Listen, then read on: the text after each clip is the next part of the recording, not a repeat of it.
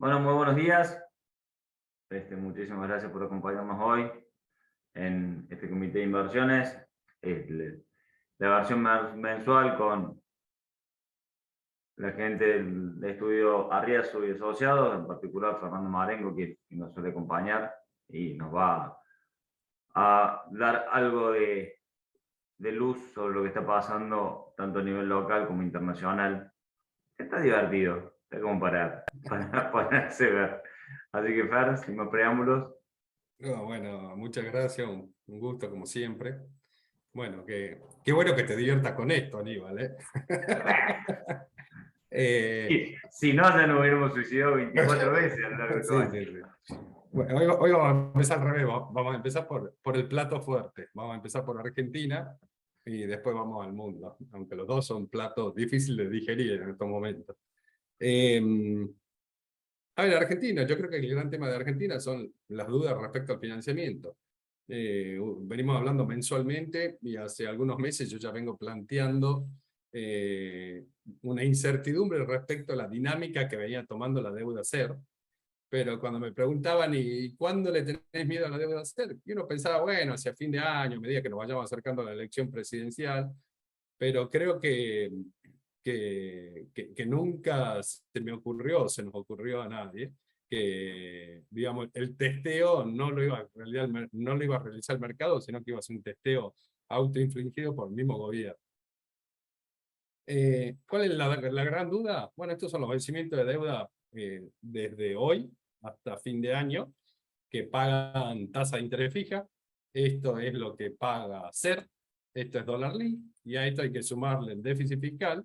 Estas son las necesidades de financiamiento que tiene el país por delante. Esta última semana tienen 575 mil millones de pesos, que lo tiene que refinanciar y lo tira para adelante, porque el gráfico no tiene supuesto de rollover. En julio, 710, agosto otros 700, en septiembre 1.5 billones de pesos, y tengan en cuenta que cada cosa de esto que voy refinanciando me va aumentando en las otras columnas. Octubre casi 1.700.000.000, diciembre 1.3 billones. Bueno, ¿cuál está la gran duda? La gran duda es, bueno, ¿cómo va a lograr Argentina rolear las barras azules, amarillas y verdes? Que eso es el roleo de los vencimientos, pero además se necesita financiamiento neto por las barras rojas, que son las del déficit fiscal.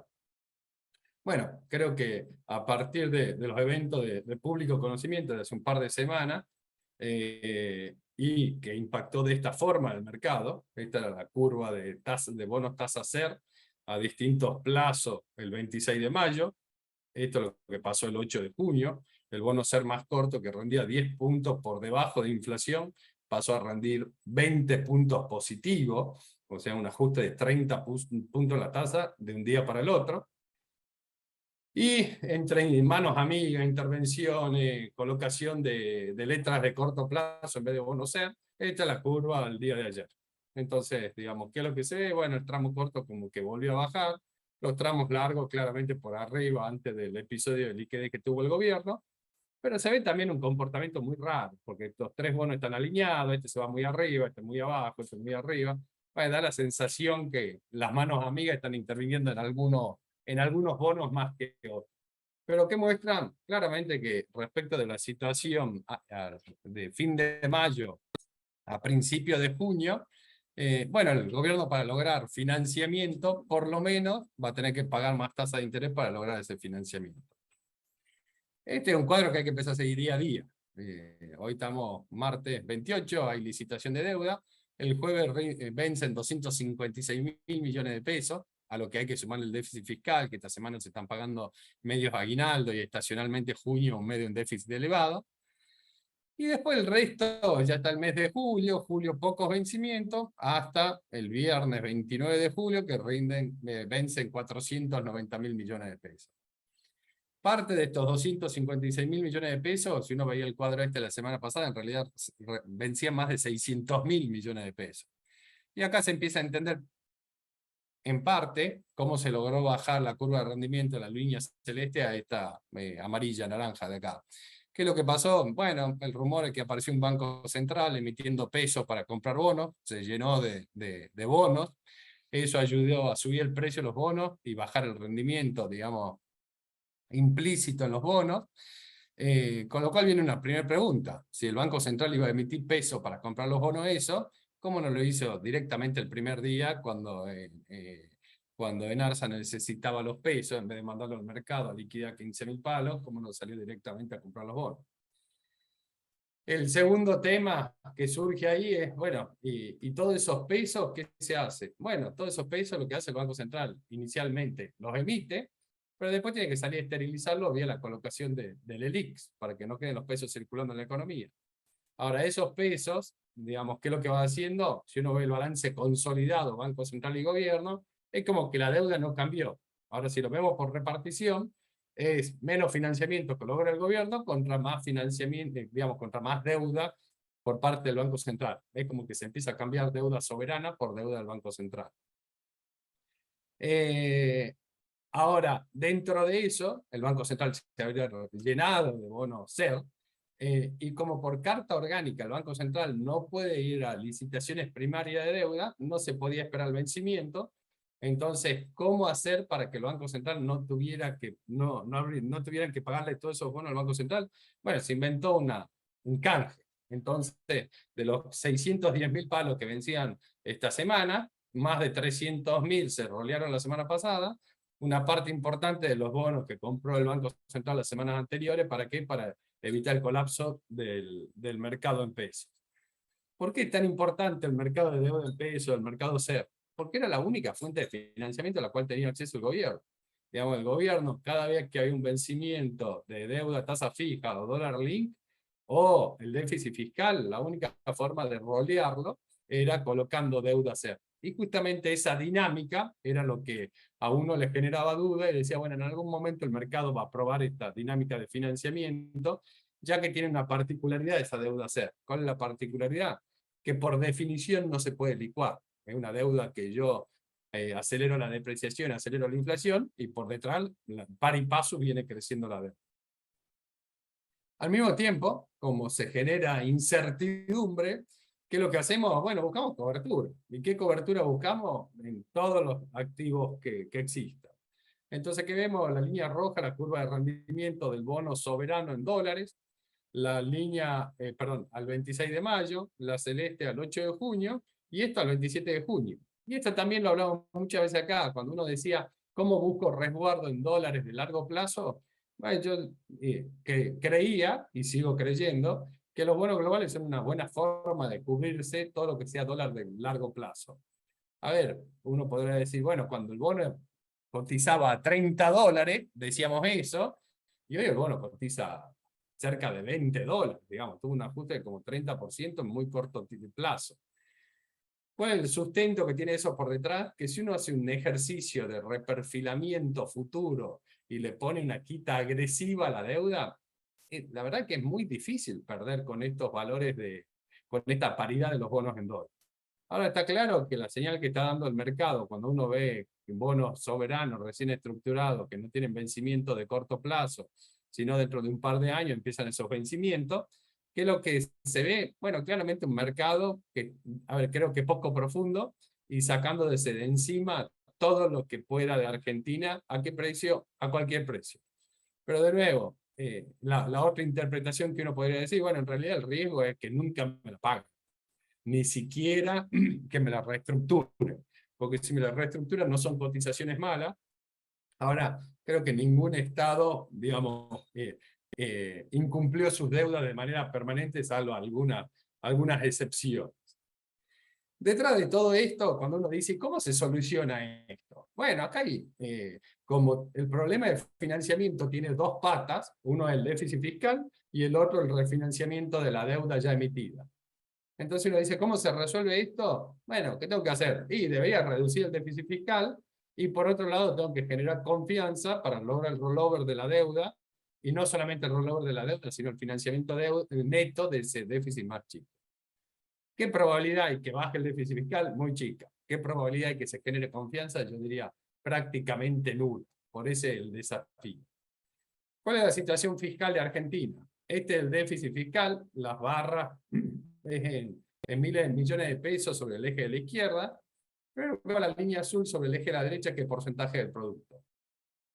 El gobierno esto es 12 meses móviles como porcentaje del producto. El gobierno anterior se fue a fin de diciembre del 2019 con un déficit de 0,3 puntos del PBI. Llega el nuevo gobierno y lo agarra, digamos, y conjuntamente el inicio de la pandemia, y ese déficit anualizado, no anualizado, acumulado en 12 meses de 0,3 del PBI, pasa a ser un déficit de más de 6 puntos del producto. Pasado el momento de gran expansión fiscal, consecuencia de la pandemia y la necesidad de hacer la contención sanitaria y social, vuelve a caer el déficit en torno a 2,5 puntos del producto. Bueno, pero fíjense la tendencia que viene teniendo ya sin pandemia desde mediados del año pasado hasta ahora. Claramente un déficit fiscal que se redujo fuerte respecto al momento de la pandemia, donde se tuvo que hacer la necesaria contención sanitaria y social, pero después que cayó se ve una tendencia creciente de ese déficit fiscal. En el medio, Argentina firma un acuerdo con el fondo y se anuncia el viernes pasado la aprobación de la primera revisión. ¿Y qué dice el fondo? Se cumplieron todos los objetivos propuestos para fines de marzo. Digamos, no era muy ambicioso, el programa se firmó el 20 de marzo, con lo cual cumplir la meta de marzo casi que tenía 10 días, tenía que cumplir de meta. Pero la Argentina está siendo afectada por shock, todo esto dice el fondo, ¿no? Guerra e incertidumbre global. Los shocks implicaron mayor inflación de la esperada y se corrigió la proyección para 2022, no se corrigieron las proyecciones de actividad. Es como que la inflación es más alta, entonces la corrección que se hace son sobre variables nominales, no sobre reales. En línea con esto, las metas fiscales y monetarias cambian en términos nominales, pero se mantienen como porcentaje del PBI. Y esto creo que es lo más interesante. Para el cumplimiento de las metas en los meses venideros, es necesario, dice el fondo, moderar la demanda doméstica, limitar el financiamiento monetario del déficit, favorecer la acumulación de reservas y redireccionar el gasto reduciendo subsidios energéticos y fortalecer y profundizar el mercado de deuda en pesos para conseguir metas fiscales y monetarias. Básicamente, ¿cuál es la historia? Y algo que venimos hablando hace tiempo. Lo que está diciendo el Fondo Monetario es, vos tenés un déficit fiscal, consecuencia fundamentalmente de los subsidios energéticos, ese déficit fiscal lo estás monetizando, esos pesos no los quiere tener nadie en el bolsillo, entonces ¿a dónde se te van? Fundamentalmente a demanda de dólares oficiales, o lo que es fuerte incremento de las importaciones. Eso te complica la acumulación de reservas, entonces no podés cumplir ninguna de las metas. Entonces, ¿qué es lo que tenés que hacer? Bueno, tenés que bajar los subsidios energéticos para bajar el déficit fiscal, para bajar la monetización, lo cual te va a bajar la demanda agregada y eso te va a permitir cumplir con las metas de reserva. Perfecto, la dinámica del funcionamiento. De nuevo, ¿cuál es la probabilidad de ocurrencia? Baja, digamos, por no decir nula. La primera revisión, esto era el acuerdo con el Fondo Monetario que se firmó en marzo, y las metas para este año, y esta el ajuste que se hizo en junio. En marzo se decía, la proyección de PBI para este año va a ser 4%, se mantuvo en 4%, la inflación punta, que era 43, se la subió a 57, pero después el déficit primario sigue en 2,5 puntos del producto, la cuenta corriente en superávit de medio punto, la acumulación de reservas tiene que seguir siendo 5.800 millones de dólares, y el financiamiento monetario del déficit restringido a 1 punto del producto. O sea, todo se mantiene igual, salvo inflación. Y acá creo que vale la pena retrotraernos al momento que se firmó el acuerdo.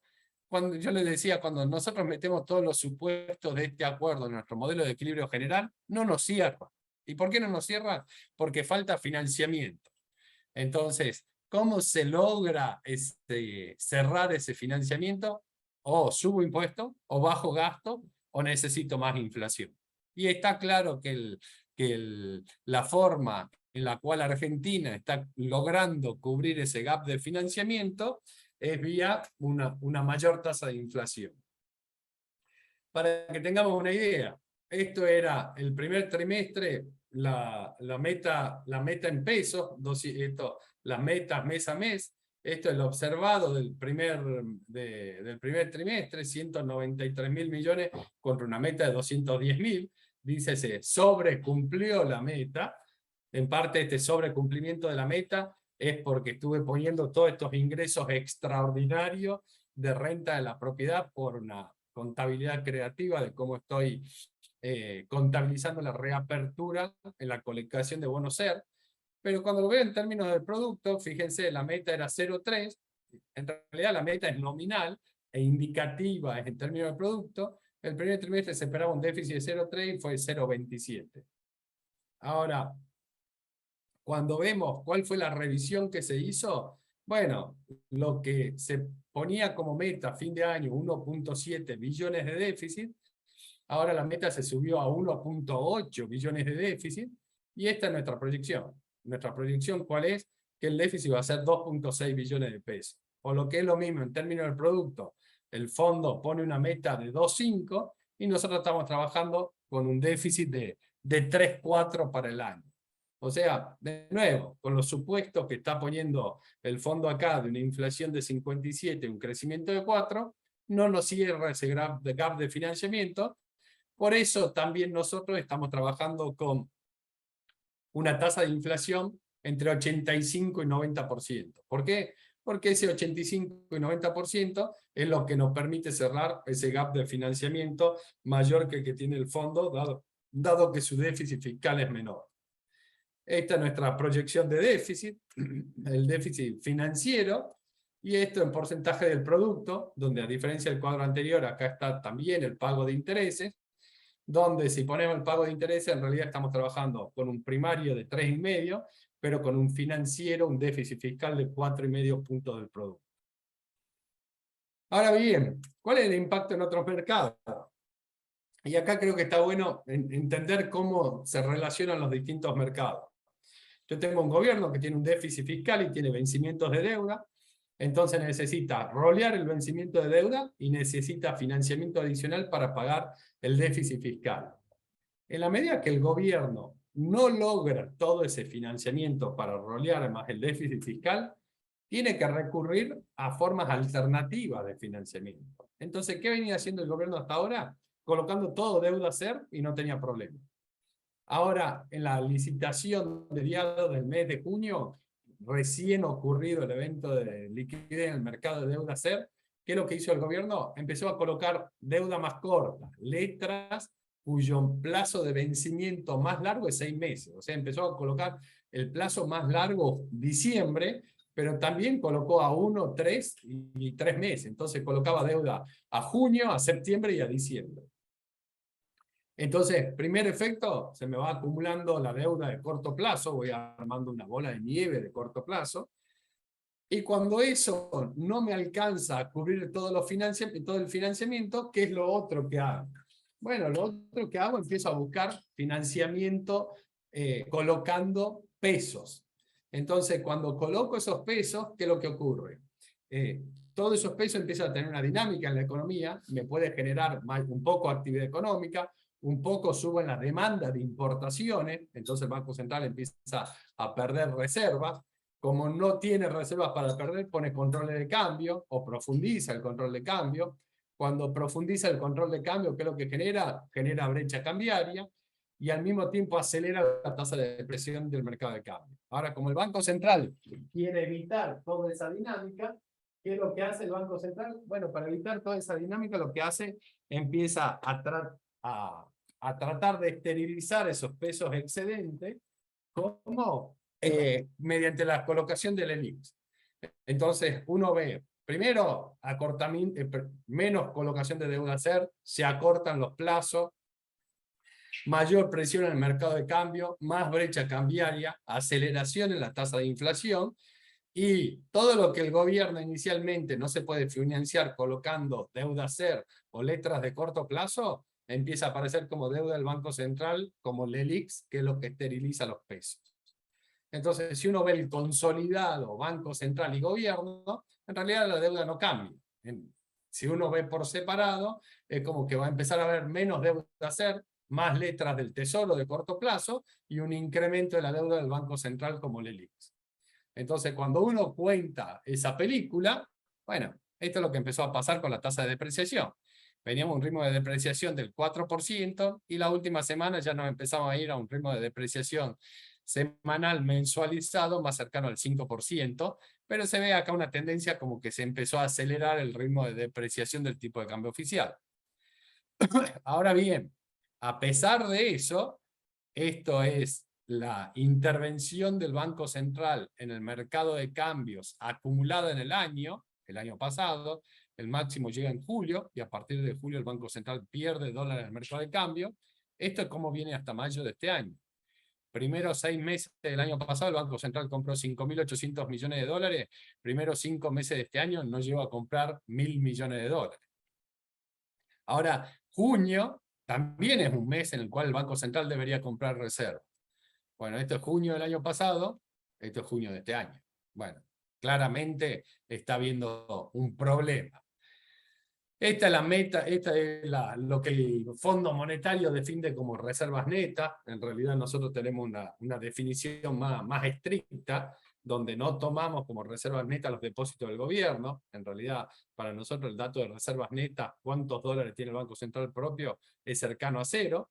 Esta es la meta de reserva. Seguramente junio la va a cumplir el gobierno ahí, justo. Pero después cumplir la meta de reserva de septiembre y diciembre va a ser prácticamente imposible. Este cuadro tiene demasiados números, es muy chiquito, pero creo que vale la pena explicar. ¿Por qué? Porque este cuadro es el que nos muestra por qué el año pasado el Banco Central compró 5.700 millones en los primeros 5 meses del año, y este año compró solamente 900 millones. Cuando uno trata de explicar ese deterioro de 4.800 millones en la compra de dólares, compré 4.800 millones de dólares menos que el año pasado, uno ¿qué puede ver? Que todo está explicado por lo que pasó con la cuenta corriente cambiaria. ¿Qué quiere decir el MULC? A ver, esta cuenta corriente cambiaria, que acá la exportación no se contabiliza cuando yo embarco la mercadería, sino que estos cobros de exportación es cuando el exportador liquida las divisas. Y estas importaciones, en balanza comercial, sería cuando la mercadería entra por aduana. Acá estas importaciones son cuando el importador, cuando el Banco Central le vende los dólares al importador para pagar la importación de mercadería. Entonces, ¿qué es lo que vemos? Que el deterioro de 4.800 millones de dólares, todo está explicado por la cuenta corriente cambiaria, y que a pesar que el sector exportador liquidó 6.000 millones de dólares más que el año pasado, la balanza de mercancía se deterioró. ¿Por qué? Porque los importadores demandaron 7.400 millones de dólares más que el año pasado. Entonces, los exportadores liquidan más, pero los importadores demandan mucho más. Cuando uno se fija por qué demandan los importadores, no es ni para pago anticipado, que está limitado por el Banco Central, ni para los pagos a la vista, sino para pagos diferidos. Fíjense, de 16.000 pasó a 22.000 millones de dólares, creció 6.000 millones de dólares, casi 40% de suba. ¿Y por qué se dio por qué se da esto? Y porque cuando yo tengo una deuda con un proveedor de importaciones internacional y tengo miedo que se vaya a mover el tipo de cambio, ¿qué es lo que hago? Rápidamente salgo a cancelar la deuda y a cerrar posición. Ahora, cuando vemos puntualmente el mes de mayo, en mayo del año pasado el Banco Central había comprado 2.000 millones de dólares en el mercado de cambio, este año compró poco menos de 800, o sea, el deterioro fue 1.300 millones de dólares. De nuevo, todo explicado por cuenta corriente cambiaria. Los importadores liquidaron 1.700 millones de dólares más que el año pasado, pero los importadores demandaron 2.000 millones. ¿Y cuál es el otro componente que explica el deterioro interanual en las intervenciones del Banco Central? ¿Qué es lo que está ocurriendo con la cuenta de servicios? Fíjense, las exportaciones de servicios crecen pocos, pero la demanda de dólares para importar servicios más que se duplicó. ¿Qué es esto?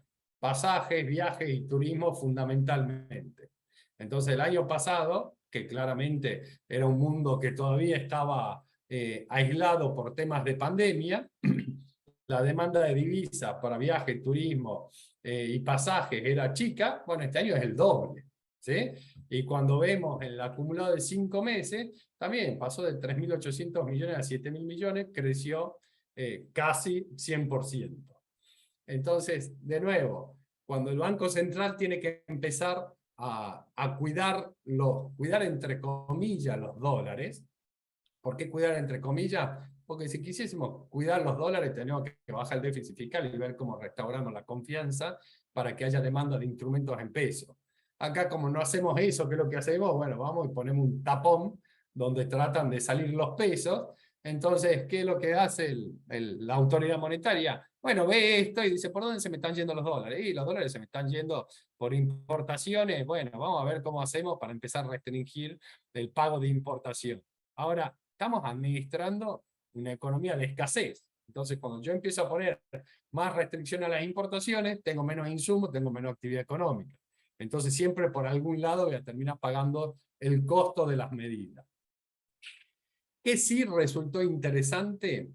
Lo que resultó interesante es lo siguiente. Si vemos mayo de este año, lo que dice acá de Vengado es la balanza comercial tradicional, y lo que dice caja son los dólares que liquidan los exportadores o que demandan los importadores. ¿Y qué es lo que vemos? Que en el mes de mayo las exportaciones crecieron 1.400 millones de dólares respecto a mayo del año pasado. Y cuando vemos cuántos dólares liquidaron los exportadores, liquidaron 8.900 contra 7.200 el año pasado. Entonces, ¿qué es lo que se ve? Que las exportaciones crecieron 1.400 millones de dólares, pero que los exportadores liquidaron 1.600 millones de dólares. ¿Qué quiere decir esto? Que de alguna forma es como que hubo financiamiento externo, como que le vendimos más bienes que los dólares que liquidaron los exportadores. Entonces, de alguna forma hubo un financiamiento vía ventas al mercado internacional de bienes. Y por el lado de las importaciones pasó lo mismo. Fíjense, las importaciones de bienes crecieron 2.700 millones de dólares, pero los importadores aumentaron solamente 2.000 millones la demanda de divisas para pagar compras externas. Entonces también es como que hubo un financiamiento vía importaciones de 725 millones de dólares. Total, vía balanza comercial, Argentina tuvo un financiamiento de como 1.000 millones de dólares. Si lo vemos a cabo de los primeros 5 meses del año, bueno, este fue el financiamiento neto, esos 963 millones de dólares. Ahora, puntualmente, en el mes de mayo, ¿qué pasó? La balanza comercial Expo menos Impo fueron 356.000 millones de dólares. Pero como conseguimos financiamiento porque los exportadores liquidaron más dólares y los importadores demandaron menos que lo que habían en balanza comercial, ¿qué permitió eso? Que el banco comercial en el MULC comprara como 2.000 millones de dólares. Ahora, cuando vemos los otros componentes de la cuenta corriente, esto es básicamente la balanza de servicios, de los 2.000 millones hay 1.000 millones que se tuvieron que destinar a pagar servicios. Y otros 275 a pago de básicamente utilidades, intereses y deuda en dólares. Con lo cual, el resultado del MULC fue 625 millones de dólares. ¿Qué muestra esto? Que por balanza comercial entran 2.000 millones, pero por balance de servicio y otros movimientos perdiste 1.400, con lo cual el resultado fue solo 600 millones. Ahora, las entidades financieras te vendieron 160 millones, entonces al final del día el Banco Central intervino en el mercado de cambio comprando casi 800 millones de dólares. Pero esos 800 millones de dólares tienen que pagarle a organismos internacionales, el gobierno tiene que pagar intereses, hay un tema de efectivo mínimo de las entidades financieras y otras operaciones que demandan divisa, con lo cual lo que compra el Banco Central se termina yendo por otras operaciones y al final del día el Banco Central termina perdiendo casi 500 millones de dólares en el mercado de cambio. A pesar de que la balanza cambiaria es superavitaria. Ahora bien, eso es el mercado oficial de cambio. Todavía me quedan pesos dando vuelta y yo ya no consigo dólares oficiales, ni los 200 dólares, ni por importación, ni por importación de servicios, viajes y turismo. Entonces, ¿qué es lo que se hace? Bueno, vamos a otro mercado a buscar dólares, que tenemos un salto en el contado con liquidación y un aumento de la brecha cambiaria. Entonces, ¿cómo funciona esto? Bueno, como les planteaba al principio. Y al final del día, cuando uno dice qué debería atacar a Argentina para resolver esta situación, por un lado el déficit fiscal, por otro lado tiene que atacar el tema de la confianza, y este es el índice de confianza en el gobierno que hace la Universidad de Itela, donde vemos que el promedio de Alberto Fernández está por debajo del promedio de Macri, pero que el último dato de confianza es el peor desde que asumió Alberto Fernández, y claramente peor que el peor momento del Macri, claramente peor que en la segunda presidencia de Cristina, y solamente comparable con los momentos 2008-2009 del primer gobierno de Cristina, que tenías baja de precios internacionales, estatización de FJP, digamos, cuando se empieza el deterioro de lo que había sido el primer gobierno de Kirchner, o el gobierno de Néstor Kirchner. Resumen, de nuevo, el problema de Argentina es un problema de financiamiento. El único mercado al cual tenía acceso era el mercado de deuda SER. Ese mercado de deuda SER hoy está restringido. Hoy veremos con más claridad qué es lo que está pasando, dado el vencimiento de 250.000 millones, la licitación que hay que hacer el día de hoy. Pero la dinámica es esa.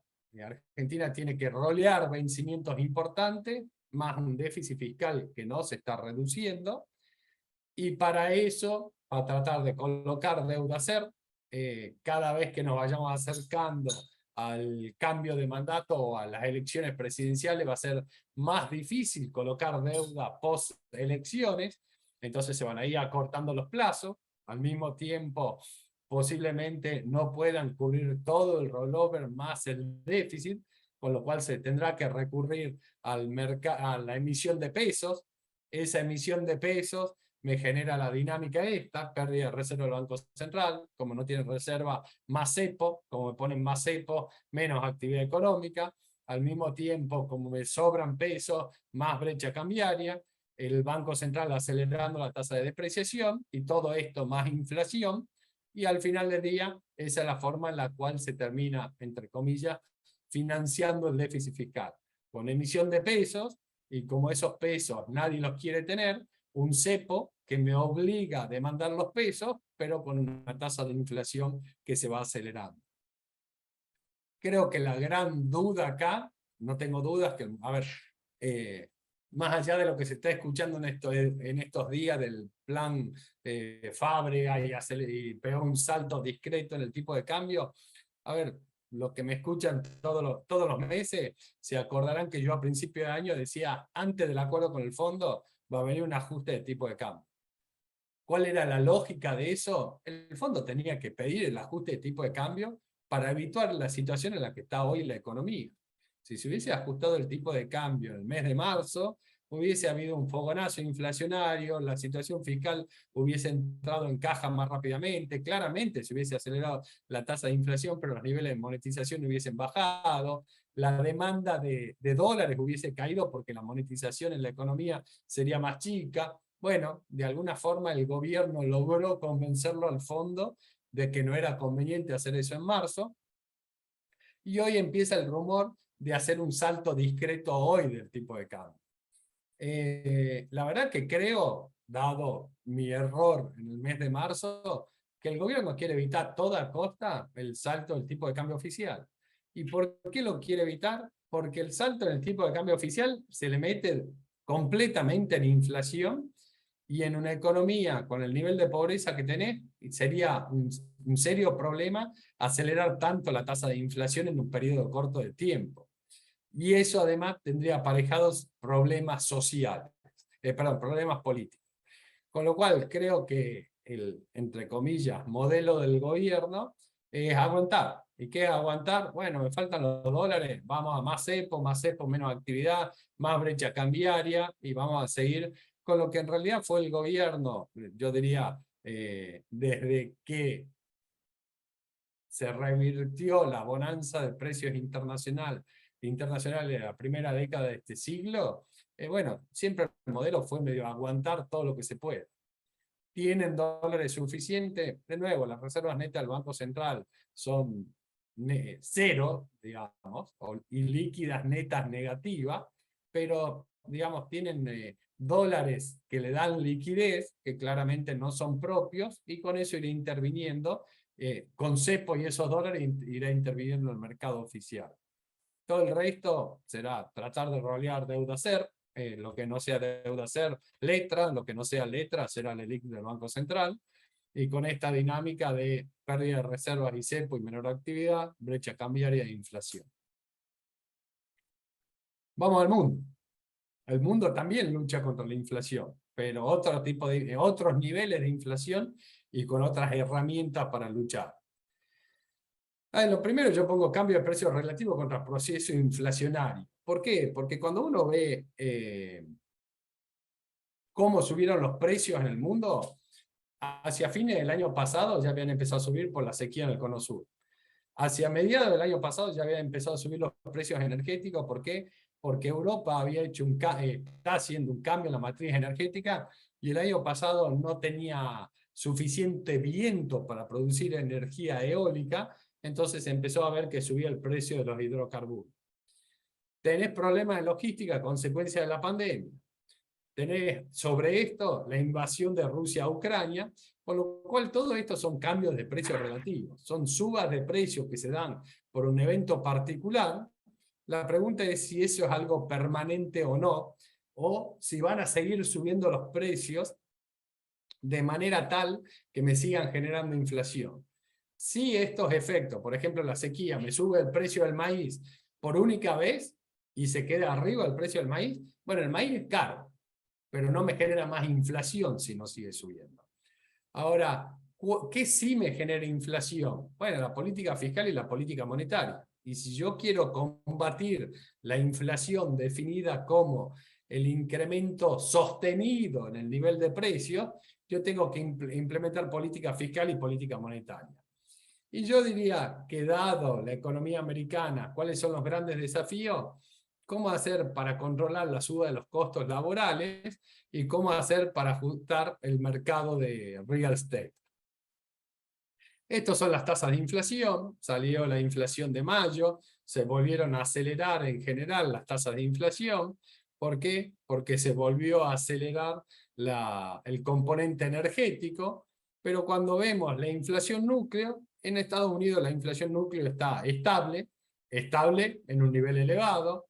En la zona del euro bajó de 1,21 a 0,5 en el mes de mayo, una fuerte desaceleración, pero también por arriba de la meta del Banco Central Europeo. El Reino Unido lo mismo, China siempre medio una incógnita, Brasil lo mismo. Entonces uno diría, bueno, la tasa de inflación headline tiene volatilidad explicada por energía. Cuando le saco energía vemos que hay un problema en la inflación core y que esa inflación core se está manteniendo. Esto es un gráfico para ver, digamos, de cuando estamos hablando de inflación de Estados Unidos. Bueno, esto son tasas de variación interanual. El nivel actual de inflación es solamente comparable con lo que se veían a principios de la década del 80, hace 40 años. Esto es consecuencia de la guerra de Vietnam, esto es la primera crisis del petróleo, esta es la segunda crisis del petróleo. O sea, para ver estos niveles de tasa de inflación hay que irse a las crisis del petróleo de hace 40 años. Esta es la inflación del mes de mayo, 1% en Estados Unidos, con alimentos creciendo fuerte, 1,1%, y vivienda creciendo 0,8%, pero dado que vivienda pondera como 40% en el IPC, en el CPI, cuando uno ve la incidencia de esa vivienda, me explica 0,3 del 1% de inflación. O sea, del total de un punto de inflación, 0,3 solo me explican vivienda. Y fíjense cómo alimentos, a pesar de haber crecido más que vivienda, pondera menos que vivienda. Entonces me explica solo 0,2. Bueno, entonces esto, de alguna forma, hay que lograr bajarlo. Primer punto, yo decía cambio de precios relativos. Bueno, estos son promedios móviles de 30 días. ¿Y qué es lo que se ve? Si vemos el precio del petróleo se aceleró desde fines del año pasado, fuerte, de niveles de 80 se fue hasta niveles de 115, 120. tuvo una desaceleración, una aceleración, pero acá de nuevo se empieza a ver una estabilidad en el precio del petróleo. Y acá vamos a empezar de más claro. Bueno, fíjense el precio de la soja. Es como que fuerte aceleración desde fines del año pasado y la invasión de Rusia a Ucrania, pero estabilizándose. Y el precio del maíz, algo parecido, y el precio del trigo, algo parecido con una baja en el último tiempo, y el precio de la carne, algo parecido. Entonces, ¿qué quiere decir este algo parecido? Este algo parecido es que los precios son elevados, sí, son precios elevados históricamente, pero si se estabilizan en ese nivel elevado, me dejan de presionar sobre inflación. Porque está bien, el precio es caro, pero para que me genere inflación, el precio debería seguir subiendo. Ya que los precios no sigan subiendo, debería ser un componente que ayude a desacelerar la tasa de inflación.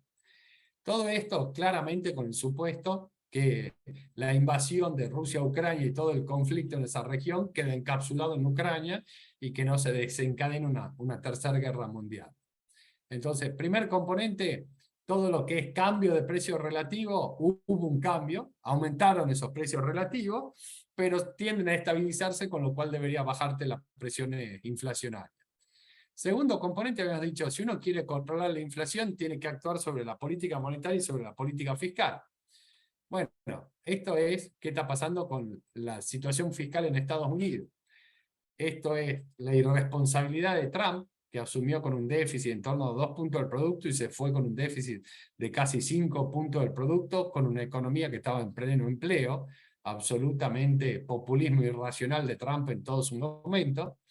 Esto es la pandemia, parte necesario, y esto es la irresponsabilidad de Biden, de dar un paquete de estímulo en marzo del año pasado, cuando la economía estaba en pleno empleo, yendo al pleno empleo, creando empleo y creciendo a un ritmo claramente insostenible por arriba del potencial. O sea, en 12 meses a marzo del año pasado, Estados Unidos tenía un déficit de 20 puntos del producto, y este es el ajuste. ¿Y el ajuste es consecuencia de qué? Que no seguiste con la política irresponsable del año pasado. Bueno, el déficit ya bajó de 20 puntos del producto a menos de 5 puntos del producto.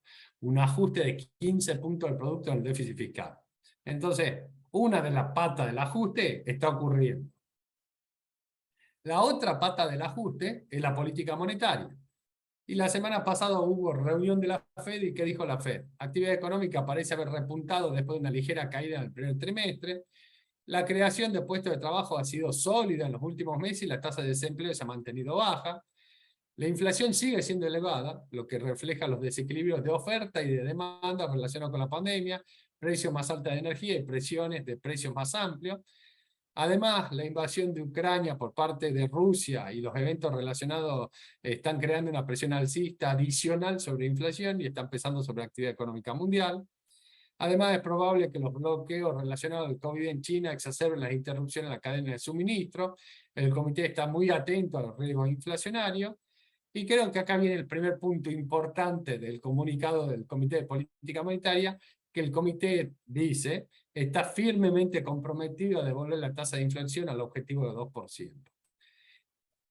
¿Qué me pareció el comunicado? A mí me pareció que fue un comunicado en la dirección correcta de una Fed que logra restaurar la confianza.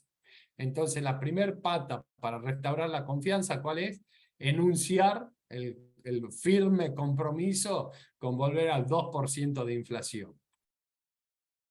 ¿Cuál es la segunda parte importante de la reunión de la Fed de la semana pasada? ¿Qué hizo? ¿Cuáles fueron las decisiones que tomaron? ¿Y qué pasó con las proyecciones? La decisión fue subir 75 basic points la tasa de política monetaria, y la llevan a un rango de 1,50 a 1,75. Hasta que se publicó el dato de inflación de mayo, el mercado esperaba que la suba fuera solo de medio punto. El día que salió el dato de inflación, se disparó más de 90% de probabilidad que la suba fuera de 75 basic points, que es lo que finalmente ocurrió. Pero lo más llamativo fue esto. El comité ajustó sus proyecciones, y lo que esperaba que hacia fin de año la tasa de política monetaria sea de 1,9, ahora espera que sea 3,4. Fenomenal incremento en la expectativa de Fed Fund Rate para fin de año. Al mismo tiempo dijo que el PCE, en realidad la Fed no ve CPI, sino ve el Personal Consumption Expenditure, lo ajustaron de 4.3 a 5.2, pero esto por un tema de energía. Si nos fijamos, el PCE Core pasó de 4.1 a 4.3, se ajustó solamente 0.2%, y actividad se ajustó la proyección para el año de 2.8 a 1.7. O sea, se bajó la expectativa de crecimiento, se subió poco la expectativa de PCE Core, pero casi que se duplicó la expectativa de Fed Fund Rate para fin de año. Esto es lo siguiente. Las líneas, las barras naranjas son las expectativas sobre el eje de la izquierda de cada miembro de la Fed. Había un miembro de la Fed que esperaba en marzo que este año la economía creciese entre 2 y 2,1. Había 2 miembros que esperaban que crezca entre 2 y 2,3. Y había 5 miembros que le esperaban que la economía creciera entre 3 y 3,1 este año. Las barras celestes son lo que muestran las nuevas proyecciones. Claro, desplazamiento hacia la izquierda. Esto es lo mismo para inflación. La mayoría de los miembros de la Fed, 4, esperaban que la tasa de inflación fuese entre 4,1 y 4,2, y esto es lo que esperan ahora. Hay 6 miembros que esperan entre 4,9 y 5, y hay otros 6 miembros que esperan entre 5,1 y 5,2. Fuerte incremento en la expectativa de PCE. Y esto son cada puntito la proyección de un miembro del Comité de Política Monetaria de qué esperaba de la tasa de política monetaria. En marzo el promedio era 1,9, hoy el promedio es 3,4, pero fíjense el cambio de expectativa, que lo que era el miembro de la Fed más pesimista en marzo, había uno solo que esperaba que la tasa a fin de año estuviese entre 3 y 3,25, ahora se volvió la más optimista. La verdad que es fenomenal la velocidad a la cual la Fed va cambiando sus proyecciones, y yo creo que de alguna forma también es un claro síntoma de cómo la Fed la viene corriendo desde atrás. De nuevo, si ustedes recuerdan, en septiembre del año pasado, la Fed venía hablando que la inflación era un fenómeno temporario y que iba a pasar rápidamente. Bueno, de ese fenómeno temporario a diciembre ya todavía ninguno esperaba suba este año. Perdón, se esperaba una suba de 0, que la tasa sea 0,9 a fin de año. En marzo se esperaba 1,9 y ahora se espera 3,4 de tasa. Fenomenal ajuste en las expectativas. Ahora, más allá de lo que son lo que hace la Reserva Federal, lo importante es lo que hace el mercado. La raya verde es la tasa de rendimiento de los bonos de tesoro en abril de 2020, plena pandemia, la tasa de 10 años en torno al 0,5% anual. La línea celeste es la misma curva, pero promedio de diciembre, como que ya había empezado el ajuste, y esto es la curva actual, donde fuerte ajuste realizado por el mercado. Entonces, está bien, el Banco Central va moviendo la tasa de Fed Fund, va diciendo qué va a hacer con el balance y va generando expectativa, pero esta es la respuesta del mercado. La tasa de 10 años, que en abril del 2020 estaba en 0,5% y en diciembre estaba en 1,5%, en diciembre pasado, 6 meses después, se duplicó la tasa. Y lo que yo venía diciendo, tiene que ir creciendo más la parte más corta de la curva, se empieza a ver que lo que en algún momento estuvo muy empinado, el tramo corto, bueno, se empieza a normalizar el tramo corto, pero todavía falta mucho. ¿Por qué? Porque los miembros de la Fed están diciendo que esperan hacia fin de año que la Fed Fund Rate, que es una tasa de overnight, digamos, de redescuento, esté en torno a 3,4%. Entonces, ¿qué es esperable? Bueno, todavía esto tiene que seguir subiendo en la medida que siga subiendo la tasa de política monetaria y que el mercado crea que termina acá la Fed Fund Rate. Bueno, la tasa corta debería ir ajustando. Pero fíjense el fenomenal ajuste que ocurrió ya en el tramo largo de la curva. Algo que yo insisto, si uno le cree a la Fed que va a pelear para que la tasa de inflación vuelva a ser de 2% en el mediano plazo, bueno, estamos digamos, y la tasa de 10 años está un poco arriba de 3%, estamos hablando de expectativas de tasa real positiva de casi 1 punto. Y es algo que no se veía desde 2019. Entonces, de nuevo, se hizo una parte importante del ajuste. ¿Puede subir? Sí, podría subir más por eventos puntuales, pero se multiplicó por 6 el nivel de tasa respecto al momento de mayor pandemia y se duplicó la tasa en 6 meses. O sea, viene ajustando fuerte la tasa de interés. Esto es lo mismo, pero por plazo. La tasa de 2 años, que a fines del año pasado estaba por debajo del 0,5%, llegó a 3,5% y tuvo un pequeño rebote. Lo mismo la tasa de 5 y la tasa de 10 años. Ahora, de nuevo, términos de intercambio subió fuerte, se están estabilizando, ayuda a inflación, fiscalmente estoy ajustando, y el Banco Central está corriéndola de atrás, pero tratando de recuperar confianza, pero el mercado ya empezó a ajustar con tasa de interés. Entonces todo eso debería ayudar a que, yo diría, en un plazo de 3, 4 meses, la Fed podría empezar a mostrar resultados favorables en términos de inflación. Pero yo decía, hay 2 desafíos. ¿Cuáles son los 2 desafíos? Uno el mercado laboral y el otro el mercado de housing. ¿Qué pasa en el mercado laboral? Bueno, esta es la tasa de desempleo, que estamos en niveles prepandemia. Pero esta es la tasa de desempleo neta.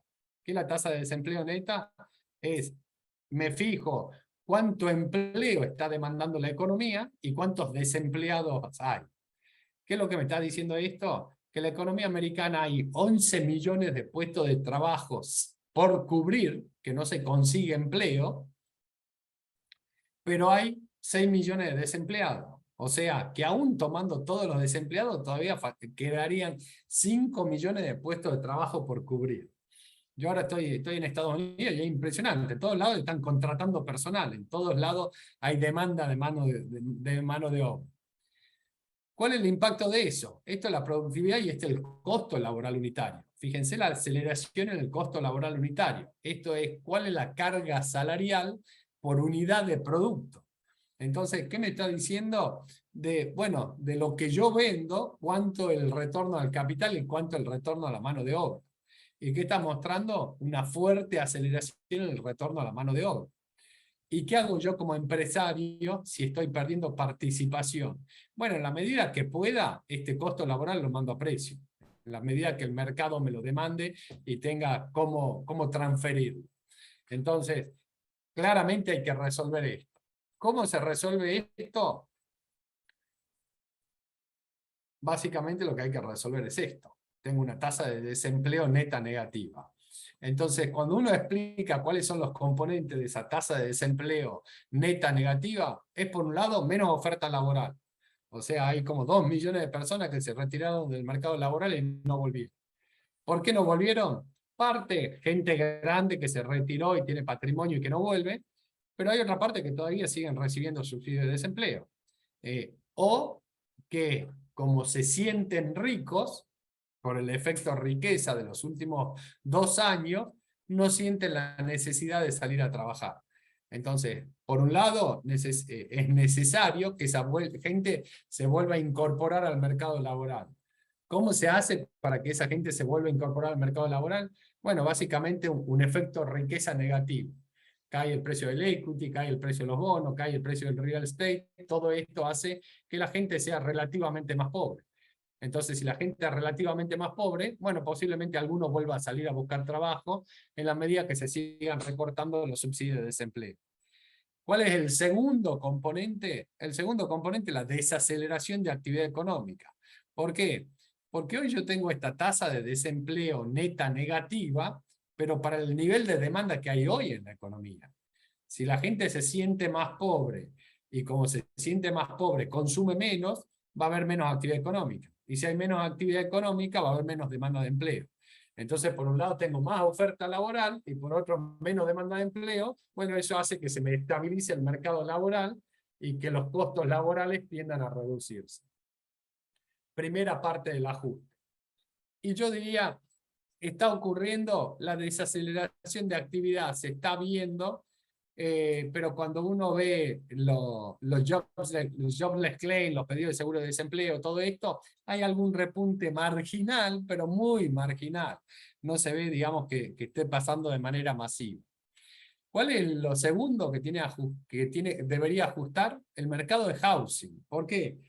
Por la ponderación que tiene housing en CPI, que es 42%, pero yo le decía que en realidad la Fed lo que ve es el PCE, que es el Personal Consumption Expenditure.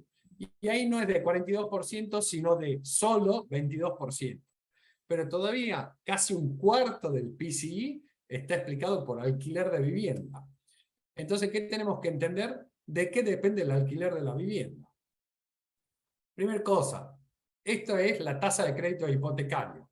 Fíjense cómo venía cayendo de manera secular desde el 90, fuerte caída dada la inyección de liquidez durante la pandemia, y ahora esa tasa de interés que había llegado al 3% está más cerca del 6%. Se duplicó la tasa de crédito hipotecario. Entonces, si se duplica la tasa de crédito hipotecario, ¿qué es lo que ocurre? Cae el pedido de crédito hipotecario. Hay menos demanda de crédito hipotecario, pero a mayores precios. En parte porque subió el precio del real estate, pero también en parte porque el que está pidiendo crédito es para comprar vivienda más cara. Es como que el promedio ponderado de los pedidos es más elevado. Ahora, fíjense lo siguiente, es interesante ver este pedido de desempleo, ¿para qué se pide este pedido de crédito hipotecario, para qué se los pide? Esto es pedido de crédito para refinanciar un crédito hipotecario ya existente. Bueno, se desplomó eso. ¿Por qué? Porque cuando la tasa es muy baja, ¿qué es lo que se hace en Estados Unidos? Refinancio el crédito hipotecario anterior que tenía. Gente que estaba endeudada al 4, 5, 6%, se refinanció a tasa por debajo del 3%. Entonces, ahora, con la tasa del 6%, ya no tiene sentido seguir refinanciando. Entonces, eso cae fuerte. Pero la pregunta es, ¿qué pasa con la demanda de crédito para comprar vivienda nueva? Y esto es lo que pasa. Fíjense, venía creciendo con una clara estacionalidad, pero se llevó a un máximo hacia fines del 2020 y a partir de ahí está cayendo. En otra escala sobre el eje de la derecha, pero empezó a caer. ¿Y qué se empieza a ver? Que cada vez hay más casas ofrecidas para venta que no se venden, y consecuentemente que el precio de esas casas ofrecidas empieza a caer. O sea, alguien que quiere vender la casa, ¿qué es lo que tiene que hacer? Tiene que bajar el precio para conseguir la demanda. Ahora, ¿cómo funciona eso respecto de alquiler? Porque en realidad lo que uno quiere ver es qué es lo que pasa puntualmente con el alquiler. Bueno, fíjense, este es el componente de alquiler dentro del CPI, sobre el eje de la izquierda. ¿A qué ritmo va? A un ritmo del 0,6% mensual, pero hubo una fuerte aceleración en el último año, digamos, de crecer casi 0% por mes, empezó cada vez más, y ahora los alquileres crecen al 0,6% mensual. Y este es el alquiler la renta presunta de la vivienda propia, que es una encuesta que se le hace, ¿a qué precio estarías dispuesto a alquilar tu casa? Y bueno, también se aceleró a un ritmo del 0,6% mensual. Ahora queremos tratar de explicar y ponemos la tasa de interés, la Fed Fund, que es la tasa de política monetaria, y la tasa de créditos hipotecarios. Primero, ¿qué se ve? Que cuando la Fed empieza a bajar la tasa, baja la tasa de crédito hipotecario; cuando la Fed sube, empieza a subir la tasa; cuando la Fed baja, baja la tasa de crédito hipotecario; y cuando la Fed sube, sube la tasa de crédito hipotecario. Absolutamente esperable, porque la baja de tasa es con inyección de liquidez, con lo cual me baja la tasa, y la suba de tasa es con retiro de liquidez, con lo cual me sube la tasa, y es lo que estamos viendo ahora. Pero ¿cómo me juega la tasa de crédito hipotecario sobre los alquileres? Si vemos el último tramo, me juega de manera positiva. ¿Y cuál es la lógica? La lógica es que yo tengo una casa y la alquilo, la pongo en alquiler en el mercado, pero esa casa por detrás tiene un crédito hipotecario. Entonces, cuando a mi propietario me sube el costo del crédito, me sube el costo de la vivienda, ¿qué es lo que hago? Lo paso al alquiler. Entonces, en realidad, cuando la Fed empieza a subir la tasa y a sacar liquidez, sube la tasa de crédito hipotecario y se acelera el costo de los alquileres, con lo cual ese componente de la inflación de corto plazo se me acelera. ¿Hasta cuándo? Hasta que ocurre una combinación que subió tanto el costo del alquiler, que cuando yo comparo esa suba en el costo del alquiler respecto de la baja en el precio de la vivienda, aún con el encarecimiento del costo del crédito hipotecario, me conviene comprar una casa. ¿Por qué? Porque cayó el precio de la vivienda y aún siendo la tasa más alta, el componente de tasa más alta sobre el precio de una vivienda más bajo, me conviene comprar una vivienda antes que seguir alquilando. Entonces, a partir de ahí, se empieza a estabilizar el alquiler, que ya con que se estabilice de nuevo en niveles elevados, me va a ayudar a desacelerar la tasa de inflación. Entonces uno diría, bueno, precios relativos parece que dejaron de subir, ajusto fiscalmente, monetariamente estoy ajustando, están subiendo las tasas de interés. Todo eso me juega a favor de empezar a mostrar en algún momento desaceleración en la tasa de inflación. Los dos desafíos son, uno, el mercado laboral, que demanda menor actividad económica, y el otro es el ajuste en el mercado de real estate, que ya se está dando, pero que todavía estamos en el periodo de corto plazo en el cual los alquileres siguen subiendo. En algún momento tenderá a estabilizarse. De nuevo, yo creo que en torno a 4 meses, 3, 4 meses, la Fed debería empezar a poder mostrar una desaceleración en la tasa de inflación, o que sea que de alguna forma está teniendo éxito su política. Actividad económica, de nuevo, actividad económica no tiene Estados Unidos output gap, la tasa de caída del PBI del primer trimestre es mentirosa, porque se dio con aceleración tanto del consumo privado como de la inversión. Incluso, fíjense, salió la revisión del primer trimestre y se aceleró más todavía el crecimiento del consumo, con lo cual, digamos, no es una economía que esté viendo un parate en la demanda. ¿Y por qué? Porque el efecto ingreso que tuvieron los americanos, ¿qué es lo que hizo? Que el gasto sigue creciendo a pesar que le cae el ingreso en términos reales. ¿Por qué? Porque se fueron a una tasa de ahorro neta de las más bajas históricas. Es como que pre-pandemia se ahorraba 7,5% del ingreso disponible, ahora ahorra en 4,5%. Es como que sienten que no tienen la necesidad de ahorro. Ahora, en algún momento, si cae el precio de las acciones, cae el precio de los... Esto es hasta abril, ¿no? Pero si cae el precio de los bonos, cae el precio de las acciones, cae el precio de mi real estate, que dentro del patrimonio de los americanos es una fuente de riqueza, porque yo me puedo apalancar contra el precio de mi vivienda para tomar crédito. Entonces, todos esos componentes que hacen, bueno, el año pasado era un fuerte componente, un efecto de riqueza positivo, hoy eso es negativo, con lo cual en algún momento esta tasa de ahorro debería empezar a recuperarse.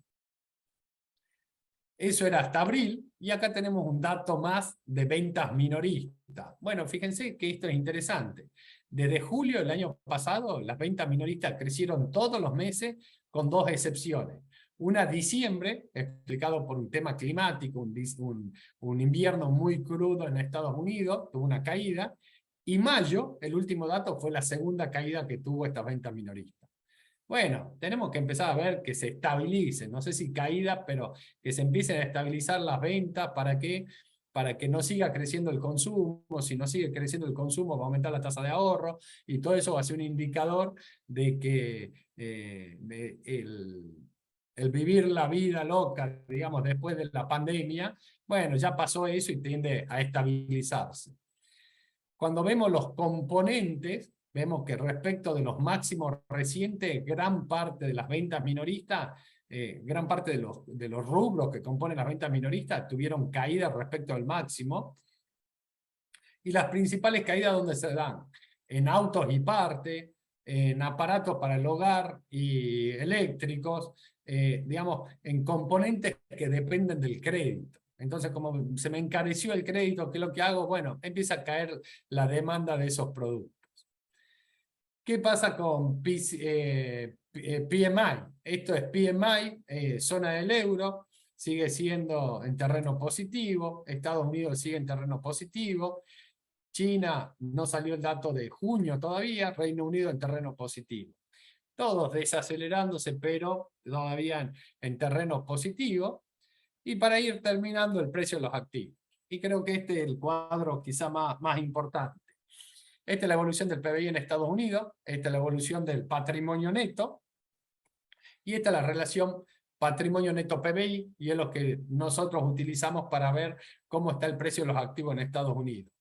Burbuja.com explotó, burbuja hipotecaria explotó, venía creciendo, burbuja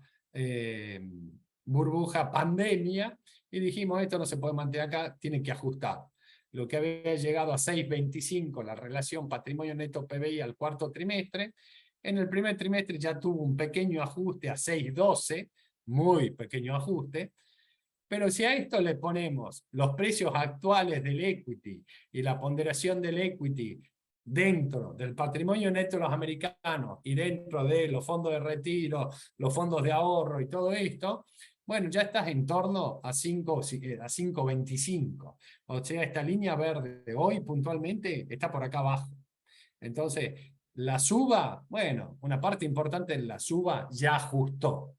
¿Es necesario más ajuste? Yo diría que los índices generales se podría ver más ajuste, pero creo que empieza a haber oportunidades de compra si no hay un hard landing. Que quede claro el disclaimer, digamos. Si no hay un hard landing, yo creo que empieza a haber oportunidades de compra. Cuando uno ve los índices, esto es la baja acumulada en el S&P desde el máximo a fin del año pasado, ya cayó 20%. Para que tengan una idea, la relación patrimonio neto PBI está hecho a fin de marzo, o sea, estaba por acá el S&P, había hecho algún ajuste, pero de ahí hasta ahora hizo todo este ajuste. Y esto es el Nasdaq, que acumula un ajuste de casi 30%, y de nuevo, si vemos fin de marzo estaban por acá, la relación patrimonio neto PBI se hizo con estos precios de acciones, y hoy claramente está por debajo de esto. De nuevo, que caiga esa relación patrimonio neto PBI está diciendo que los americanos son más pobres, si son más pobres puede aumentar la oferta laboral, va a bajar el consumo, eso ayuda a estabilizar el mercado laboral, ayuda a estabilizar los costos laborales unitarios, y otro de los componentes de la inflación empiezan a funcionar de una manera más moderada. Cuando uno dice, bueno, pero todavía los precios son elevados.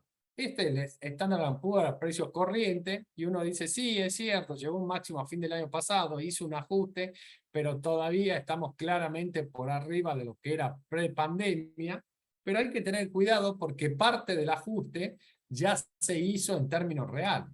Y esto es el S&P 500 ajustado por inflación. Si vemos el nivel actual y nos vamos para atrás, bueno, estamos en niveles que sí, post pandemia lo vimos, sí, pero son muy similares al pre-pandemia. Entonces cuando uno dice, ¿cuánto más tiene que ajustar el S&P? Bueno, parte del ajuste ya se hizo por inflación. Fíjese la diferencia a precio corriente o a precio constante, y que ya estamos en S&P que son similares a los pre-pandemia. Entonces no le quedaría mucho más para ajustar. Todo el incremento que se dio acá era el que uno decía, esto es consecuencia de la irresponsabilidad del gobierno americano, que ponía plata en el bolsillo de la gente en momentos que no se podía consumir, y que la economía ya se estaba recuperando y en pleno empleo, y que no tenía ningún fundamento para explicar este crecimiento del S&P. Bueno, parte del ajuste se dio, y otra parte del ajuste se dio vía inflación. Entonces ya estamos en niveles de S&P similares a los pre-pandemia, que uno diría, bueno, esto se podría explicar de los fundamentos. Incluso cuando uno analiza hoy los price earnings de la compañía, todavía son price earnings elevados. Uno dice, a ver, tiene que haber ajuste de price earnings futuro, porque todavía los price earnings que estamos viendo no son compatibles con el nivel de actividad sostenible de Estados Unidos. Hay gente que dice, bueno, por ahí suben los earnings. No, bueno, a ver, creo que más que subir los earnings, lo que tienen que hacer es ajuste, tienen que subir los precios dados los earnings proyectados. En realidad lo que digo, el ajuste tiene que venir por reducción de los earnings, no por suba de precios. Pero de nuevo, estaríamos entrando en una economía más estable. Para terminar, y creo que vale la pena resaltar esto, cuando uno dice qué probabilidad hay que haya un hard landing, yo todavía soy de los que creo que se puede evitar un hard landing. ¿Y por qué? Porque básicamente el hard landing es un sobreajuste que hace la economía, es un ajuste más allá de lo necesario. Y cuando uno se fija por qué se dan esos sobreajustes, generalmente esos sobreajustes se dan por un quiebre en la cadena de pago que genera desconfianza, y esa desconfianza una retracción del consumo mucho más de la necesaria. Entonces creo que lo que hay que analizar es quién se apalancó en todo este proceso, esta burbuja que hubo fundamentalmente en los bonos del Tesoro americano, cuál fue el sector de la economía que se leveragó. Bueno, fíjense esto, el crédito hipotecario en la economía americana. Crisis 2007-2008, claramente mucho crédito hipotecario cayó, hoy no parece que haya una expansión fuerte del crédito hipotecario. Este crédito de consumo, tampoco se ve que haya una expansión de consumo. Este es el crédito corporativo. Y acá si bien, fíjense, hago un disclaimer, todo 2020 se ve un salto por la caída del PBI, pero comparemos 2019 contra 2021. Acá se ve un continuo crecimiento de la deuda corporativa, no un salto discreto, pero un continuo crecimiento que habría que ver sectorialmente cuáles son los sectores que se estuvieran endeudando y ver si ahí puede haber algún problema. Pero ¿cuál fue el gran sector que se apalancó? El gobierno federal. Esto fue consecuencia de los 30 puntos del producto acumulado en 2 años, y esto fue, este endeudamiento fue el que le permitió financiar el déficit, que le permitió pagar los subsidios de desempleo, todos los planes de estímulo, que la gente no lo consumió, sino que lo ahorró, que aumentó el precio de los bonos, que bajó la tasa de interés, que subió el precio del equity, que se demandó equity, con lo cual subió más el precio del equity, que hice el down payment de una casa y me endeudé a una tasa baja, entonces generé el incremento del precio del real estate, y todo leveragado con este sector de la economía. Entonces la pregunta es, ¿cuál es la probabilidad que haya un default o un quiebre en la cadena de pago consecuencia del leverage de este sector de la economía? Y yo diría que ninguno. Entonces cuando uno dice, ¿por qué no creo que vaya a haber un hard landing? Porque no veo un problema en el quiebre de la cadena de pago, básicamente porque el leverage lo hizo el gobierno federal. Estos son los gobiernos estaduales, y el crédito financiero, donde fíjense de nuevo, 2007-2008, el nivel de endeudamiento que llegó el sistema financiero, después la caída, y si comparamos 19 contra 21, la verdad que el incremento del endeudamiento fue marginal. Acá todo el leverage lo hizo el gobierno federal.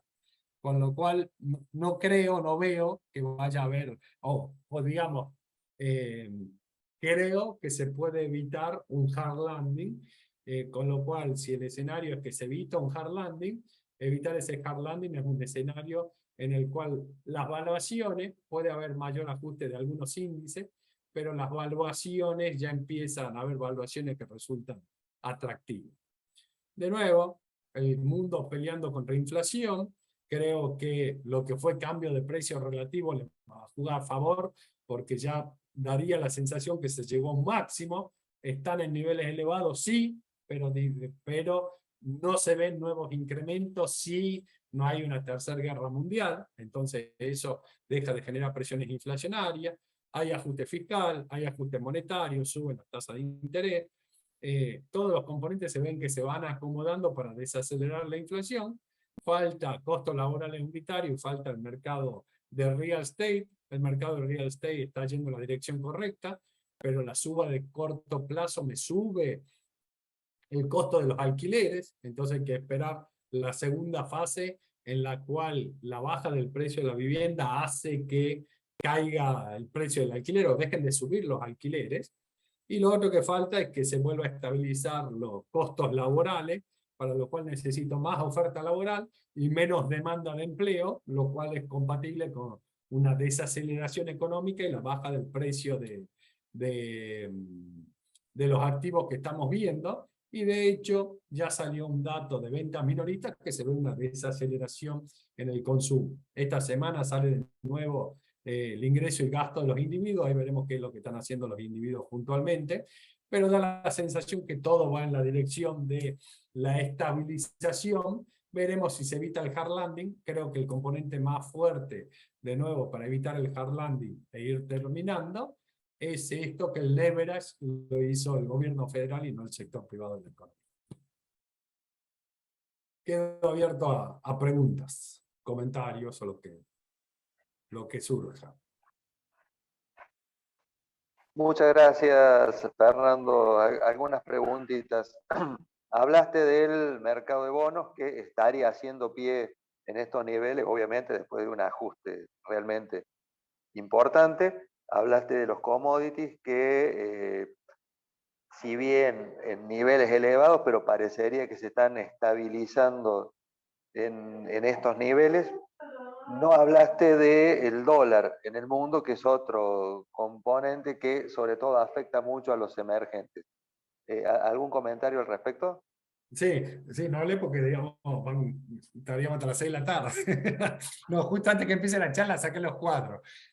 A ver, de corto plazo, ¿qué le pasa al dólar respecto a las principales monedas del mundo?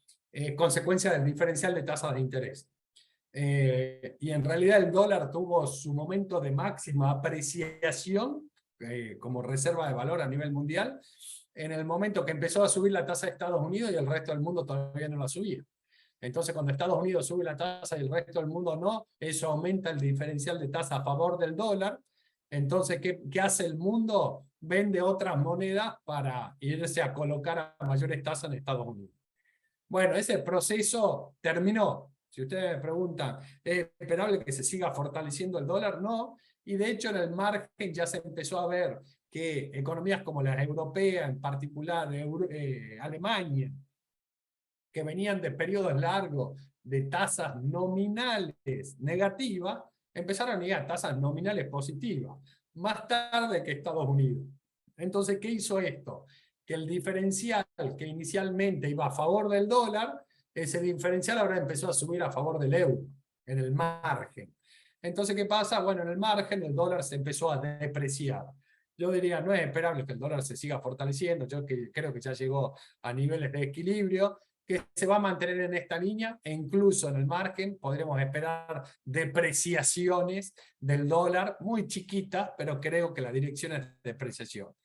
Siempre suponiendo que no hay una tercera guerra mundial. Si hay una tercera guerra mundial, sabemos que el flight to quality es hacia Estados Unidos, que el mundo se olvida del diferencial de tasa de interés y la gente quiere tener dólar en el bolsillo. Pero en un mundo normalizado eso. Ahora voy un pasito más, Saúl, respecto de tu pregunta, porque creo que vos preguntaste en América Latina. Creo que América Latina está convulsionado por un tema político, que lo que era Venezuela y Argentina, después se le sumó Brasil, y después se le sumó Perú, y ahora se le sumó Colombia. Entonces, digamos, ¿qué es lo que uno está viendo? Que países como Chile, que nunca tuvieron una salida de capitales, ahora la salida de capitales es masiva. Uno en Estados Unidos ve ahora chilenos por todos lados, trayendo su patrimonio y viniéndose a vivir a Estados Unidos. ¿Y qué es lo que están haciendo? Básicamente la búsqueda de cobertura que nunca había hecho Chile. Y es lo que está pasando ahora con Colombia, y lo que pasó con Perú en el momento de las elecciones, y ahora se revirtió marginalmente. Pero yo diría que lo que está pasando en América Latina es parte, consecuencia de lo que fue el fortalecimiento del dólar en el mundo, pero yo diría que fundamentalmente consecuencia de la política en América Latina. Ahora hay que ver qué pasa con Brasil, con un Brasil que ajustó fiscalmente, que está con superávit fiscal, con unas cuentas externas superavitarias, no está logrando acumular reservas como uno pensaría que debería estar acumulando, pero de nuevo, creo que todo el partido en Brasil se está jugando en tratar de descubrir qué Lula va a gobernar Brasil. Si va a ser un Lula más cercano a Cardoso o si va a ser un Lula heterodoxo. Parecería que es una versión de Lula moderado, pero acá también estamos con Alberto moderado, ¿no? Así que después veremos qué significa el moderado. pero creo que el mercado de América Latina se está moviendo básicamente en base a temas políticos. Bien, muchas gracias. Te vuelvo a la bolsa americana. Vos mencionaste el ratio price earning, el numerador, es decir, los precios han venido cayendo, la tasa de interés, que es a la cual se descuentan los flujos futuros de fondos, han venido subiendo y ya estarían en un nivel razonable, digamos, puede tener alguna suba marginal, pero como vos bien dijiste, no daría la sensación que en este escenario tenga mucho margen para subir más. El tema que nos lleva a las ganancias empresariales, ¿sí? Y te lo ato también un poco con el dólar fuerte, que muchas empresas de alguna forma les impacta negativamente en, en las ganancias futuras. Creo que ese es el punto clave para determinar si estamos en niveles razonables de precio o puede haber evaluaciones quizás un poco menores. En ese sentido, vos mencionaste que sería eventualmente un momento como para empezar de a poco a tomar posición en distintos sectores de la bolsa americana. Te preguntaría un poco por cuál sectores estás viendo y te agrego otra pregunta que es respecto de la volatilidad, que es el costo de cobertura en definitiva de las carteras long y que está empecinadamente alto respecto a lo que era históricamente, ¿no? Lecturas de entre 25 y 35 puntos del VIX son realmente elevadas en términos comparativos y si estás viendo una posibilidad de que eso baje. A ver, primero, yo creo que el primer ajuste que necesita el mercado es una reproyección de earnings. Yo creo que cuando uno ve la proyección que tiene el mercado de earnings esperado, son muy elevados y que parte del ajuste tiene que venir por baja de earnings, de proyección de earnings. Me parece que todavía el mercado está esperando ganancias elevadas. Lo segundo, de nuevo, si se evita el hard landing, que yo creo que es posible dado que el leverage es del gobierno federal, creo que se puede dar alguna baja más de índices en general, pero que podría haber sectores que empiezan a ser interesantes.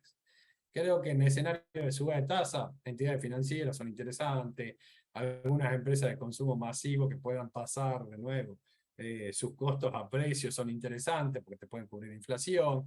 Creo que cosas que venimos hablando, que hay renta fija de corto plazo, que uno dice, bueno, pero renta fija, si se sube la tasa, va a caer el capital. Está bien, pero si uno logra activos de corto plazo, de renta fija, son interesantes. Creo que para posiciones de cartera de largo plazo, empezamos a ver de nuevo un mundo de tasa de interés elevada respecto a lo que venimos viendo en los últimos años. Bueno, se empiezan a ver de nuevo tasas de interés, digamos, bonos del tesoro arriba del 3%, pero además empiezan a aparecer que los bancos te pagan tasa por plazo fijo, y empezamos a ver que empiezan a salir empresas, digamos, que no son AAA, pagándose tasa de interés elevada, y que tenés forma de cubrirte el riesgo y lograr tasas, sobre todo pensando en el inversor argentino. Entonces, creo que empiezan a haber alternativas de inversión. Respecto del VIX, es cierto que está en niveles elevados para el promedio histórico. Hubo momentos puntuales de VIX mucho más altos, con lo cual yo te diría, está arriba del promedio, pero no en los momentos de crisis del nivel de VIX. Creo que podemos seguir, que vamos a seguir con volatilidad seguro. No veo que vaya a bajar de corto plazo hasta que el mercado, hasta que los datos empiecen a ayudar a la Fed y el mercado empiece a creerle a la Fed que va a un proceso de reducción de la tasa de inflación y se empiecen a normalizar todas las variables nominales, precios de activo y todo eso. Creo que vamos a seguir con VIX elevados, ¿no? En estos escenarios de suba de tasa y donde se desajustan algunas variables y demás, en la historia muchas veces vino acompañada de algún accidente crediticio, de algún intermediario grande y demás. Las pruebas de estrés de los bancos americanos dieron positivo y creo que es un buen punto, digamos, para reflejar esto. ¿Vos crees que hay alguna probabilidad quizás elevada de algún accidente de este tipo, que por ahora no se está viendo claramente? A ver, probabilidad elevada no, de nuevo, el leverage lo hizo el gobierno federal, no se ve sectores a nivel agregado que hayan tenido un incremento de la deuda importante. Yo estoy tratando de ver si se puede analizar la deuda corporate que viene con un crecimiento tendencial, digamos, qué sector fue el que se endeudó, todavía no lo estoy logrando, pero estoy tratando de buscar eso, para ver si hay algún sector en particular. Pero yo te diría, a nivel agregado, el leverage fue del gobierno federal, no se ven sectores que hayan tenido un apalancamiento fuerte. Es muy bueno que las pruebas de estrés se hayan aprobado digamos, del sistema financiero. Claramente eso es consecuencia de la crisis 2007-2008, y cuando uno ve, digamos, todas las restricciones que surgieron a partir de ahí, y cuando uno ve el endeudamiento del sistema financiero y el crédito hipotecario en términos de PBI, que es el último cuadro que les mostré, no se ve que haya habido un incremento. Entonces, de nuevo, creo que no. ¿A quién se lo está castigando? Al mercado cripto. Creo que alguna vez hablamos acá, yo me niego a llamarlo monedas, y creo que más que nunca ahora está comprobado que no son monedas. En un mercado a tasa baja, con mucha liquidez, bueno, suben todos los activos, entre eso subió las cripto y ahora se está castigando la cripto, y empieza a haber problemas crediticios en un mercado en particular. La pregunta es, ¿cuánto me puede afectar a otro sector? Bueno, parecería hoy que son temas más aislados, muy encapsulados y que no te afectan. Y de nuevo, Saúl, creo que justamente eso es lo que a mí me hace ser positivo respecto a la posibilidad de evitar un hard landing. Sí, por eso venía la pregunta. Ayer salió la información de un fondo cripto de 600 palos que entró en default, pero claramente, si bien para el bolsillo de uno 600 palos es mucho, en el mundo no parece que sea una suma que pueda asustar. Vamos a la Argentina. Cuando uno mira la cotización del ADR de Banco Galicia en $7, después de haber estado 33 el día previo a las PASO del 2019, parecería que hay una posibilidad de mediano o largo plazo interesante de duplicar, triplicar quizás el valor. Lo mismo en otros papeles como Loma, Pampa y demás. ¿Cómo ves la bolsa argentina puntualmente en este escenario interno y externo? A ver, la veo barata. Si uno ve los valores históricos, uno dice es barata. Ahora, dos preguntas. Una, ¿por qué está tan barata? Y la segunda es, ¿volveremos a los valores anteriores? A ver, ¿por qué está barata? Creo que Argentina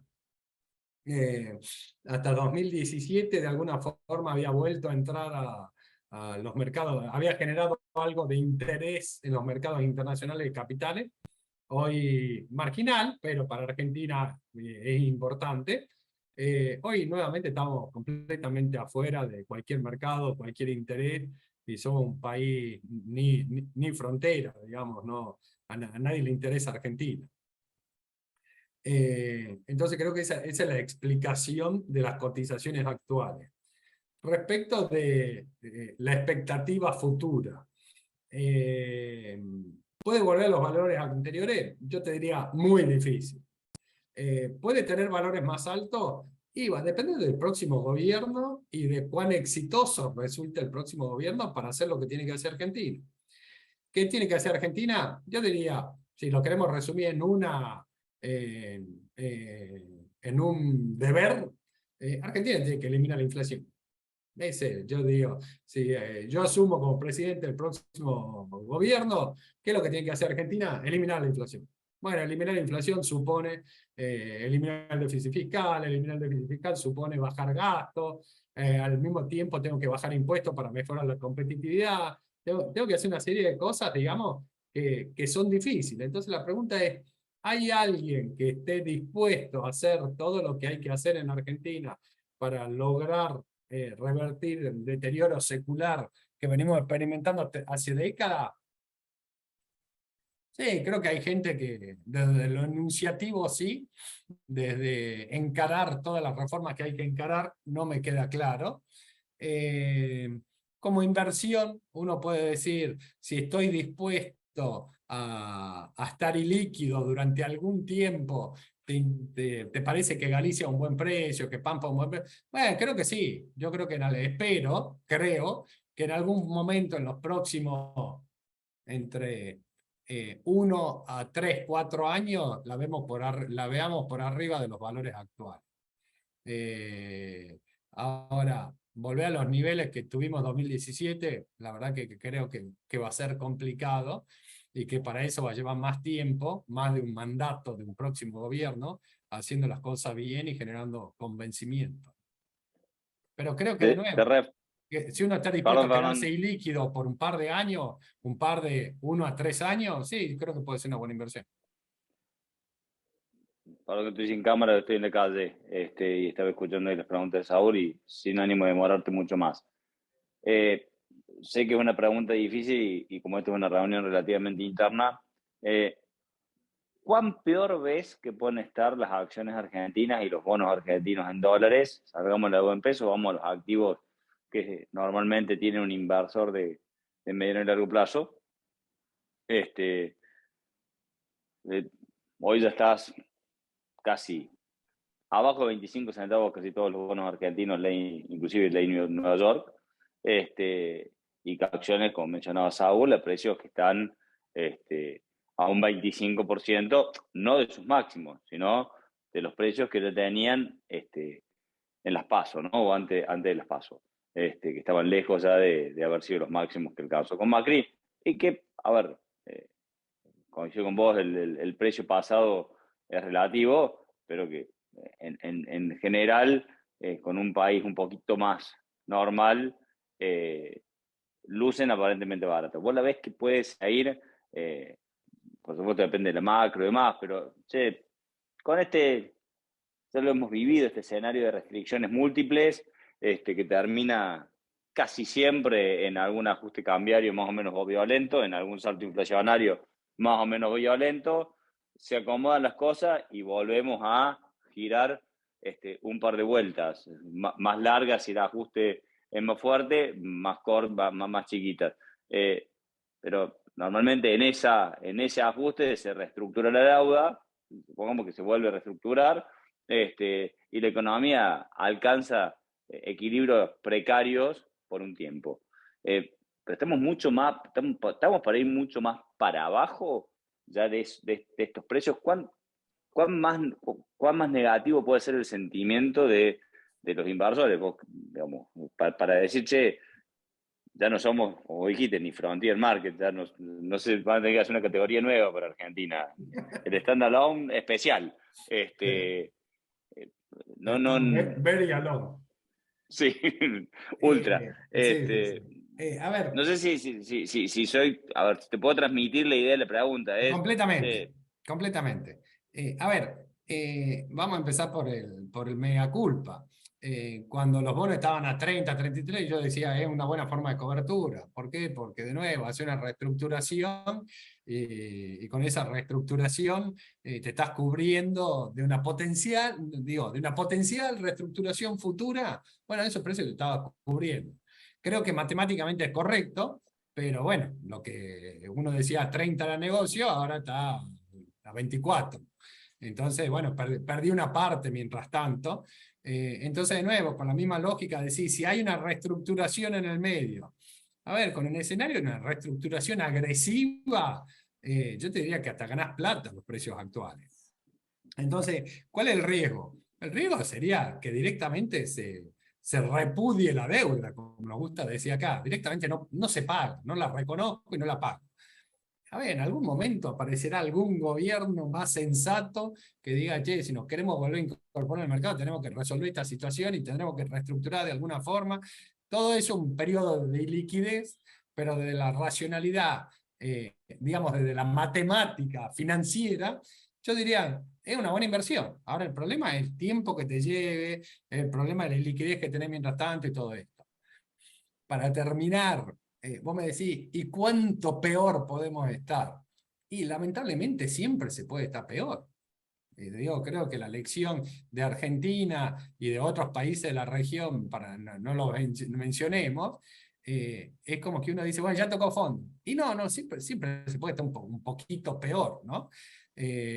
Ahora lo que yo creo es que Tan es claro cierto, siempre... el escenario de Venezuela es posible, ¿sí? Pero yo no lo recuerdo, quizá por tener en mente. ¿Cuánto llegó a valer la deuda argentina que pasó por el sendero del default del 2002 hasta que el 2005, hubo 3 años, hasta que se empezó a hablar de reestructuración? Yo no recuerdo cuáles fueron el No, los valor de mínimos los títulos. no llegaron a mínimos como los actuales. Yo creo, déjame que lo chequee después, pero yo creo que estamos en mínimos históricos, digamos. Por eso, desde la racionalidad, uno dice, ponele que después venga otro gobierno que dice, no se paga la deuda, repudio y todo. En algún momento alguien va a decir, "Che, nos tenemos que incorporar de nuevo al mundo. Incorporar de nuevo al mundo, y bueno, vamos a tener que solucionar todos los problemas que tenemos, entre eso el problema de la deuda. Entonces la deuda eventualmente repudiada por un posible, todo en potencial, ¿no? Todo es teórico. Bueno, va a tener que solucionar el problema ese. No hay mucha más alternativa. Ahora, mientras tanto, y podés ver precio más bajo, yo creo que es difícil, pero se puede ver precio más bajo, estás ilíquido, estás sufriendo con los bonos, con los activos argentinos, no sabés si llega un día un loco que te repudie todo. De nuevo, desde la lógica, desde que la deuda estaba en $30, yo digo, es una forma de comprar dólares, de cobertura de largo plazo para alguien que no necesita liquidez. Y me decís, che, ¿y ahora 25? Y más todavía.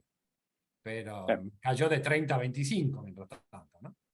Sí, sí, Ayer el y rumor nada, era, perdón, ayer había un sí. rumor de que 2 fondos internacionales estaban vendiendo indiscriminadamente bonos argentinos a cualquier precio, y eso pareciera que esta última pata bajista fue producto de eso. A Pero es ver, rumor, Saúl, ¿no? pero absolutamente, cuando uno trata de explicar los precios esto, y dado que cuando vos pones un ejercicio de reestructuración, está por debajo de una reestructuración, a ver, estamos diciendo, supongamos que te quiten 70% sobre un bono que ya te quitaron 70%, o sea, que te revienten. Y así todo ganas plata. Entonces vos decís, ¿cuál es la lógica por detrás? Y la lógica es lo que se llama el burnout price, digamos, precio, vendo a precio de remate. Se me incendió el negocio y la mercadería que me queda todo mojada, quemada, todo, bueno, la vendo a cualquier precio. Bueno, yo no había escuchado el rumor ese, Saúl, pero da la sensación que las cotizaciones que estamos viendo hoy es el precio de liquidación. Es decir, ¿cuánto me das por esto que tengo acá? Dame cualquier cosa porque me quiero sacar de encima. Bueno. $1 como la empresa del sur que se quiso ir. Fernando, no te demoramos más. Muchísimas gracias, como siempre, por la presentación y el postre final de las preguntas que nos clarifica la visión del estudio. Nadie tiene el diario de mañana, pero claramente el poder tomar decisiones informado es lo que nos puede hacer brindar un asesoramiento distinto sobre el promedio. Así que, como siempre, quedamos atentos al próximo, y a todos los que participaron, gracias por acompañarnos el día de hoy. Muchas gracias a todos. Saludos.